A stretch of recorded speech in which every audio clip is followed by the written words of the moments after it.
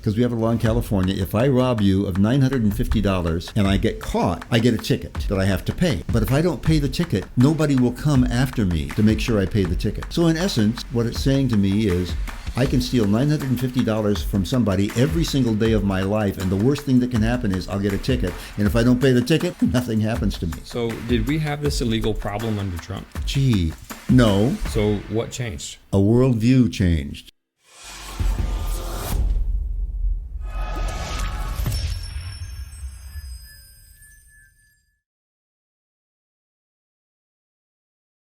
All right. What's up, Grandpa?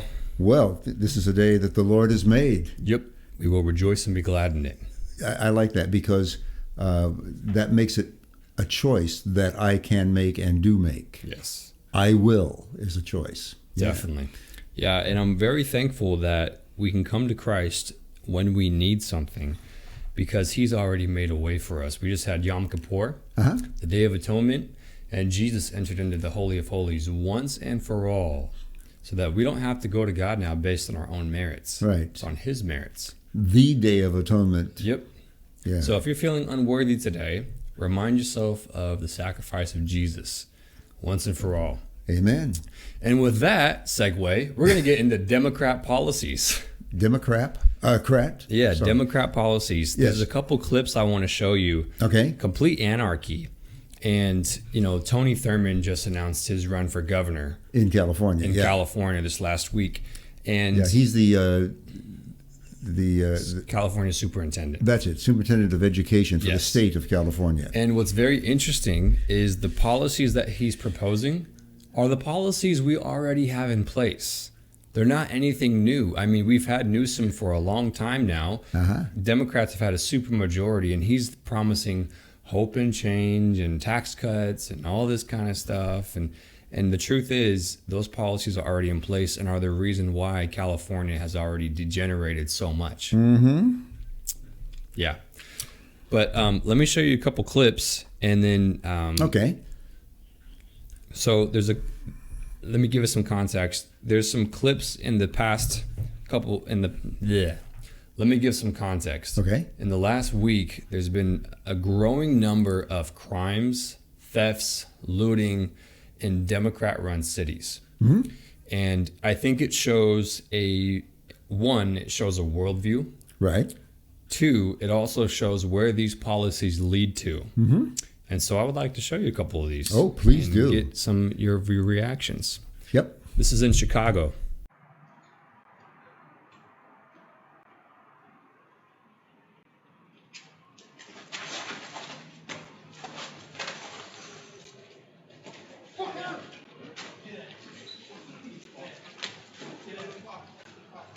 Okay, I get the idea. This man was ambushed and beaten in broad daylight. Right. For no reason at all. Right. Just walking down the street. Yeah. He's white. The people who assaulted him are black. Uh-huh. If this was reversed around, you would have tons and tons of parades and protests and looting, but you don't. That's right. In Chicago. Why is this such a big deal? Well, it's a big deal in a lot of ways. Chicago has had a democratically controlled for years. 80 years, 100 years, maybe probably close to 100 years. And the policies are the policies of Democrats. And unfortunately, Democrats have an ungodly view of the world. And therefore, the policies that they want to enact are not godly policies. Now, they'll dress them up and say they're for the good of the people and they're for the good of this and that. But, you know, the one who made us knows what really is good for us. And if we don't follow what he has said is good for us and don't avoid what he has said is bad for us, it doesn't make any difference how many times we say we're doing this for the good of people or we're doing this to help people out. If it's the wrong stuff that we're doing, it turns out wrong. Last mayor of Chicago was a Republican, was in the 1930s. 1930s. 1927 to 1931. Yeah, so it's been almost 100 years of Democrat rule in the city of Chicago. And that's why, even though they have the strictest gun laws in the country, they have more murders by gun every year than any place else in America. Because criminals don't follow gun laws. Of course they don't. No. And now the mayor of Chicago wants the government to set up grocery stores and finance all the poor people who can't afford groceries because of Democratic policies that mean that people don't have as much money as they had a few years ago under a Republican president. We always hear about this utopia that the left wants to build. And let me remind you what the word utopia means. Yes. The definition, the meaning of the word utopia is nothing. Yes. That's what utopia means, nothing. Well, if you want to find out what exactly they mean by that, you need look no farther than Chicago or LA or Philadelphia or DC or New York, Austin. I think it's Austin, Texas. Yep. Yeah, New York City. And that actually leads us to our next clip. Check this out. This is in New York City. Just to give some context, Governor Hochul, or Kathy Hochul, 2 years ago was saying to everybody, you know what, we want all the immigrants to come in, we want all the illegals because, they need to feel loved and accepted. And just recently she's like, we can't take anymore. You guys got to turn back. Well, the mayor of New York City, Eric Adams, is asking everybody to store illegals in their own homes. There you go. In hotels. Mm-hmm. This is crazy. I have 2 clips to show you. You cannot keep bringing immigrants in. The city does not have the money. You cannot track them. You ain't tracking them good at the police station. You don't know their name, but you want to spread them all over the city. It is unsanitary, it's unsafe, and it's just not right.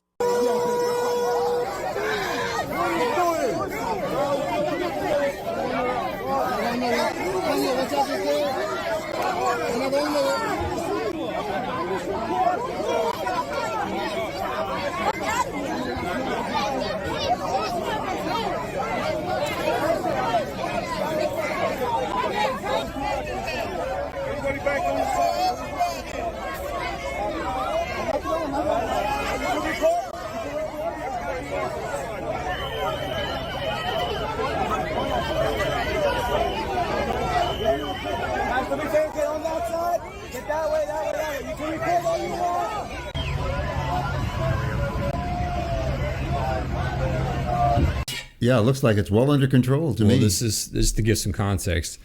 This is Staten Island residents are fed up and getting arrested for blocking buses because of the anger for the illegal alien crisis. The city's guaranteed housing law means the government has to pay for these illegals, which costs billions of taxpayer dollars. Of course it does. And if I heard correctly, they have over 100,000 illegal aliens. That means people who just walked across the border and we said, come on in. So let me get this. Yeah. And I hope the drug dealers brought their drugs with them because that's an easy way to get it started. And heaven knows that New York needs more drugs. So did we have this illegal problem under Trump? Gee, no. Okay. So what changed? A worldview changed. And as I said, I feel badly for Democrats. They used to be okay people, but today's Democrats are misguided and actually doing evil to human beings. And I say that only because take their policies, take the Democratic platform that all Democrats must adhere to, and put them up against the Bible and see what does God say about this issue and how to handle it, and what do they say? That's really the gist of what we want for you guys. Is we don't want you to vote Trump and Biden just because we say so. We want you to critically think. What is the worldview? What is the guiding values that is behind every policy decision, every signature, every election? And those are the things that we want you to think about. Mm-hmm. Because ideas have consequences, but bad ideas have victims. That's it. And so what we see is that under Biden, over 300,000, even more now, have been let in across the border. Mm-hmm. Trump asked for, I think, $6 billion to finish the border wall, and Congress said, no, that's too expensive. And then what happened? Now under Biden, they're sending even more than that to Ukraine. Mm-hmm. Well, it's a policy. So why are we going to fix a border in Ukraine? We went over this in one of our last videos. If we can't fix a border here. That's it. Well, then Biden stopped the border wall, and he said to everybody, yeah, we're not going to build anymore. And so now you have a wide open southern border, and that they're being incentivized to come to America. Yes, because they're told, look, you get free medical, you get free housing, and we give you a monetary substance every month. Yeah. Oh, yeah. This is an invasion, and it's because of these policies. And now what you're seeing is everybody who was like, oh, yeah, we love illegal immigrants, we love this. Now they're in their cities. Yeah. Now they're blocking everything. Now they're in their hotels, which I want to show you this. Oh, This yeah, is a because guy- they had to put them up in fancy hotels, like the Roosevelt. which are being destroyed. Well, I want to show you this. This is a guy who was actually going to be talking at the UN. Uh-huh. Look how crazy New York City is. This is the Roosevelt. It's no longer a hotel. National Guard has taken over. So it says the, and then the Roosevelt is blacked out.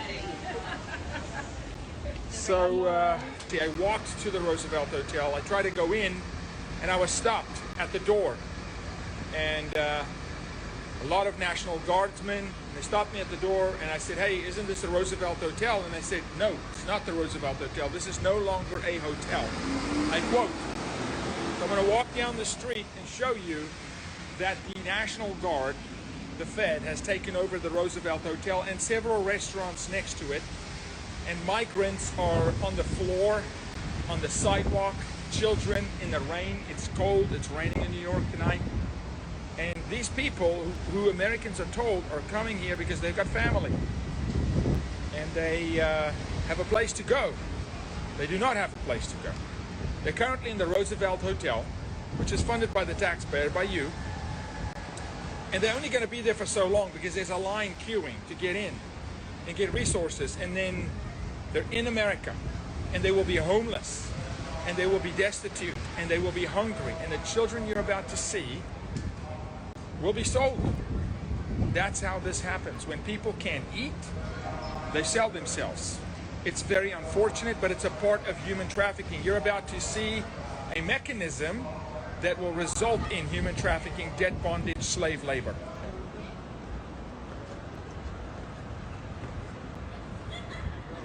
See that restaurant? It is migrants only. National Guard at the door. Cannot go in there. Watch, I'm going to try and go in. I'm going to try and go in and say, hey, I just want a meal. I'm queuing up to get into this restaurant. Let's see. You guys open for public? No. Not open for public? No. No food? No.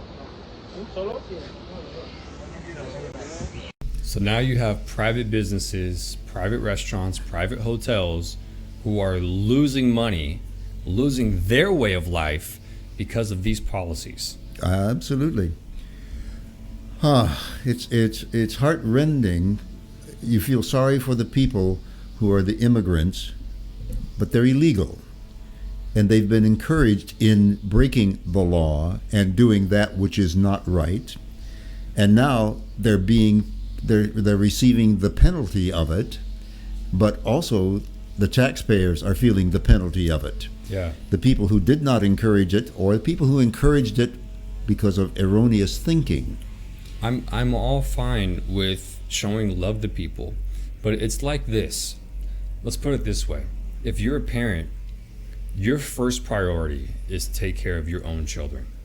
Should be. If you don't do that, you are not doing the right job as a parent. Right.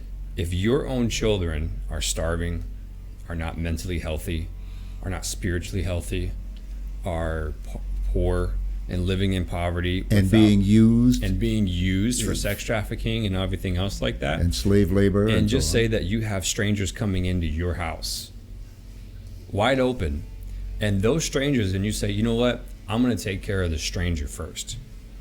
That's not the way to do it. That's First role is to make sure your kid is taken care of first, and then try to help the world. Put your own house in order before you try to save the world. There you go. Because if you don't know how to put your house in order, you don't really know how to save the world. Exactly. All you know is some platitude that some politician gave you that sounds good on the outside. Oh, we're helping people. Great. Doesn't everybody want to help people? Mm-hmm. The question is, what do you do that will help people, and what will really help people? And this worldview difference between the left and what, a biblical worldview, the left's idea, and again, we're not talking about just simply Democrat, we're talking about the ideology behind those things, because ideology is one hell of a drug. Ideology is the reason why every diaper company in America supports abortion. Mm-hmm. Every diaper company in America supports abortion except pro-life diaper company. Why do they support abortion? Because they're incentivized to, because like BlackRock and all these other businesses who get together and say, okay, you have to qualify on this DEI score, diversity, equity, and inclusion, ESG score. And if you get 100, we'll send a whole bunch of investors your way. So these diaper companies who are killing off their own products, their own clients, right, are now incentivized to do that. Doesn't make any sense. Well, Public Square has a diaper company called Every Life Matters. Right. They're the only pro-life diaper company in America, so you buy your diapers from them. And they didn't pay us to say that at all. No. But it shows you that ideology will make you go to great lengths. And I think it's the same thing here. Ideology will make you throw out common sense out the window. Ideology will make you cut off your 13-year-old boy's genitals to make sure that you affirm him in his gender identity. Ideology will help you murder your own child because it's for the betterment of your own life. Right. Ideology will allow thousands upon millions of migrants into America because you're compassionate. Mm-hmm. But don't ask me to actually house them in my own home. That's right.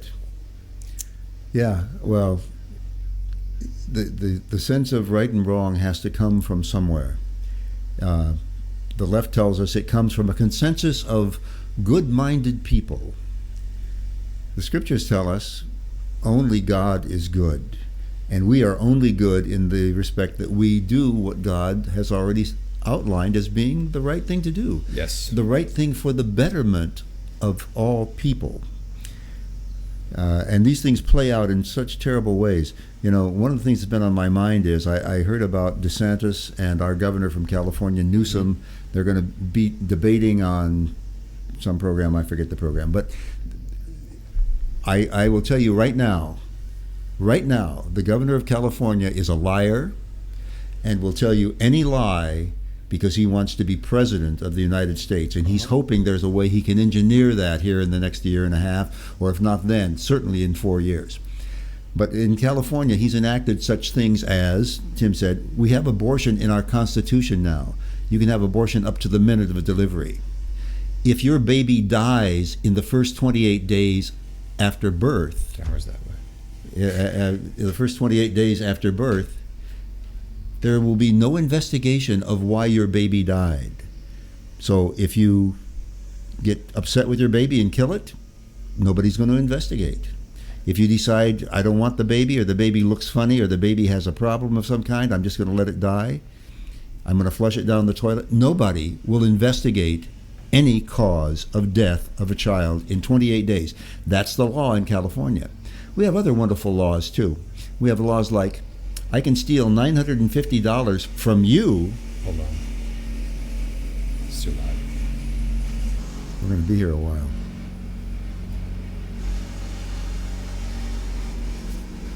These little naps are so restful. Mm-hmm. He's edging. Well, that's good because I'm already on edge.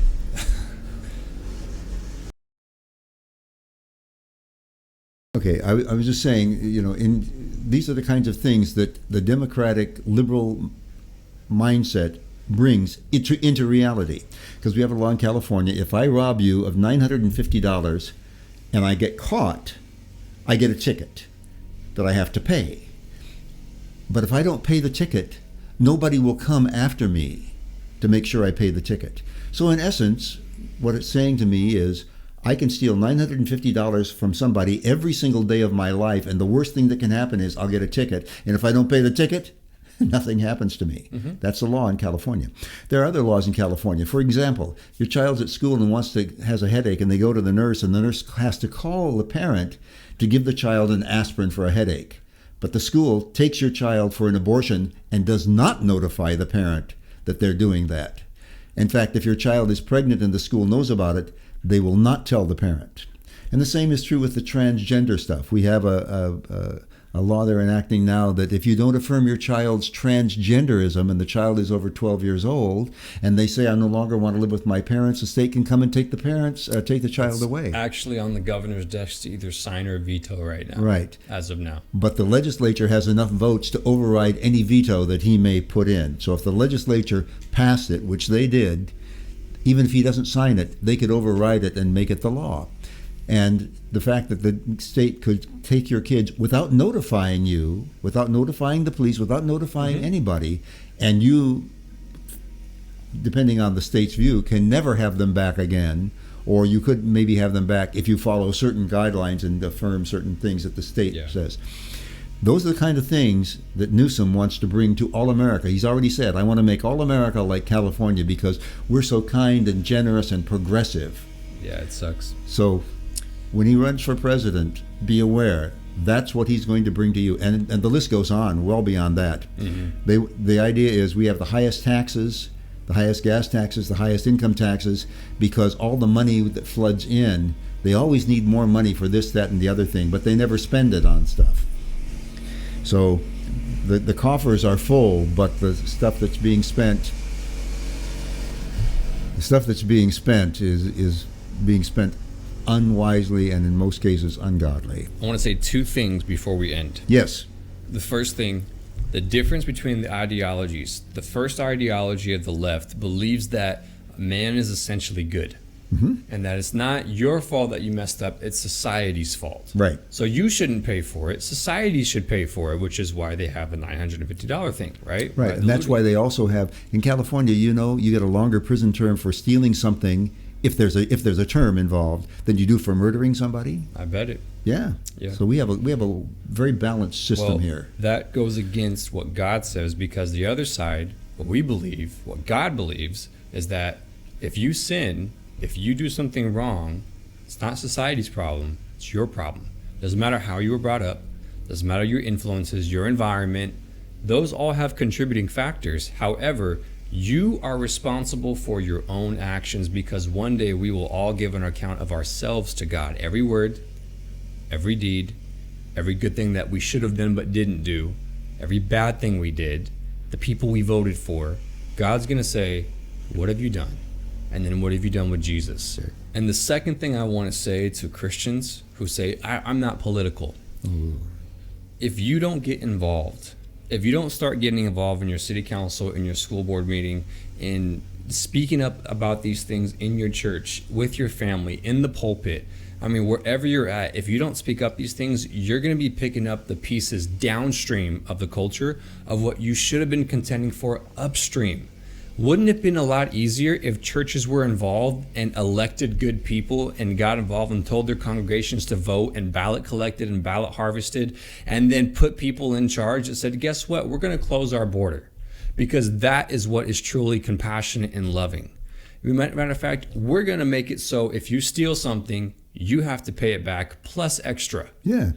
That would be compassionate and loving, because that's going to protect other businesses. That's going to protect the well-being of everybody else, because now those businesses have to hire security, and those security have to have guns.